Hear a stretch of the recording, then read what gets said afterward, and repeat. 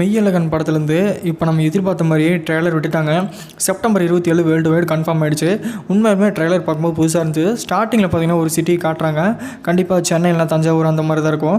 And Aravind Swamy வந்து இறங்கணுமா அதில் போர்டில் பார்த்தீங்கன்னா தஞ்சாவூர் சந்திப்பு அப்படிங்கிற மாதிரி போட்டிருக்குது. அண்ட் அரவிந்த்சாமியோட ஒய்ஃப்னு நினைக்கிறேன், ஒய்ஃபா இல்லை அக்காவா இல்லை என்னென்னு தெரில, பார்க்குற கல்யாணம் ஆகல் மாதிரி தெரியுது. அண்ட் ஃப்ரெண்டா அப்படின்னு ஒன்றுமே நம்மளுக்கு புரியல.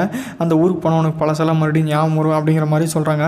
அப்புறம் வந்துட்டு இந்த மாதிரி கார்த்தியோட ஒருவேளை அக்காவோட ஹஸ்பண்டோ இல்லை அத்தான்னு கூப்பிட்றாங்க. இதுக்கு என்ன மீனிங் அப்படின்னு தெரியல. உங்களுக்கு யாராச்சும் தெரிந்தால் மறக்காமல் கமெண்ட்டில் சொல்லிடுங்க. சத்தியமாக எனக்கு தெரியல.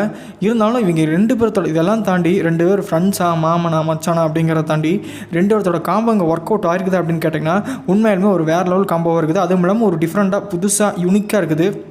அண்ட் உண்மையாலுமே இது ஒரு நல்ல ஒரு கமர்ஷியல் காமெடி என்டர்டெயின்மெண்ட் மூவியாக கண்டிப்பாக வந்து சேரும் நம்மளுக்கு. அது எந்த டவுட்டுமே வேணாம்.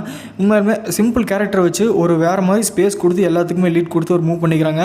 பத்தாவதுக்கு ரொம்ப நாள் கழித்து கேப் விட்டு ஸ்ரீதிவ்யா வேறு உள்ளே ஜாயின் ஆகிக்கிறாங்க. அண்ட் இவங்களோட இதெல்லாம் பார்க்கும்போது உண்மையாலுமே ஒரு வேறு லெவலாக இருக்குது.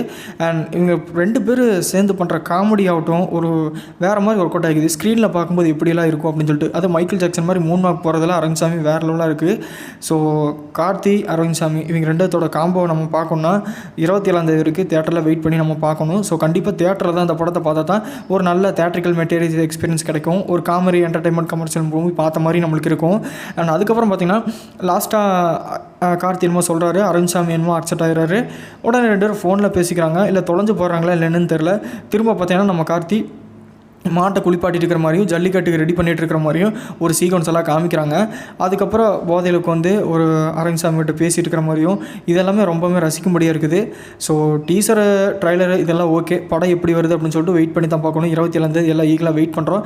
ஸோ எப்படிக்கு நம்மளும் பார்ப்போம். அண்ட் ட்ரைலர் பார்த்தீங்கன்னா உங்களோட கருத்துக்கள் என்ன அப்படிங்கிறத மறக்காமல் கமெண்ட்டில் சொல்லுங்கள். லைக் பண்ணுங்கள், ஷேர் பண்ணுங்கள். நம்ம சேனலை மறக்காமல் சப்ஸ்கிரைப் பண்ணிடுங்க. அப்போ இனிமேட்டு நம்ம சேனல் தொடர்ந்து வந்துகிட்டே இருக்கும்.